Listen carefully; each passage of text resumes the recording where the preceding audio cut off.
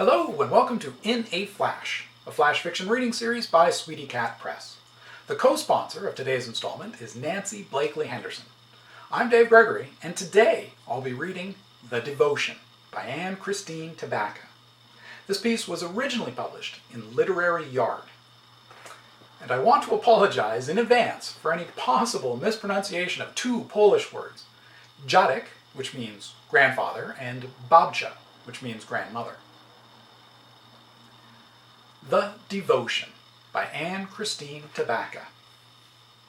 Tomas looked at the well-worn prayer card with the image of St. Teresa, the Little Flower, reading the prayer on the reverse side before putting it back into the photo sleeve of his wallet between old faded pictures of his family and an array of out-of-date plastic credit cards. He turned the wallet over in his hands several times and then placed it in his back pocket. A ritual that he did every morning and evening. He was devoted to St. Teresa and considered her his patron saint ever since he was a young boy growing up in war-torn Poland, all those years ago. Many decades had passed since then, and he was now an old man living in a nursing home. He associated with St. Teresa, who was known to have suffered from depression since an early age. There are many stories and accounts of her bestowing roses on people who prayed through her. Tomas always hoped that he would someday receive one of her roses. Tomas outlived his wife of many years and two of his 3 children. Every Sunday after Mass, his daughter Anna would visit with her son Danny. Tomas would light up as he regaled them with stories of his village and the old country. Then a deep gloom would overtake him as he started to talk about the invading armies. Poland was known as Austria-Hungary at that time. They were divided and had lost their homeland to many other invading nations. But they did not lose their heritage or their pride. Tomas recalled the enemy raiding tiny villages and taking all the food, then throwing rotten and burned potatoes they did not want into the frozen river, while laughing as starving boys dove in to retrieve whatever morsels they could find. Anna was never sure how much of her father's stories were accurate, and how many were made up because of his illness.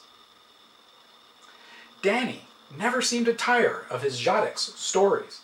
He could sit there for hours in a dreamy trance while listening. They reminded him of all the video war games that he liked to play so much. He would picture himself in the heat of the battle, even though Tomas's stories were more about hiding and fleeing, since the village was mostly women and children, with a few men who were too old to fight back. Anna sat back and smiled. Since her childhood, she had heard these stories hundreds of times, if not thousands. Each time, the stories changed a little, embellished by her father's failing memory. Decades of alcoholism had injured his brain cells. It seemed to run in the family.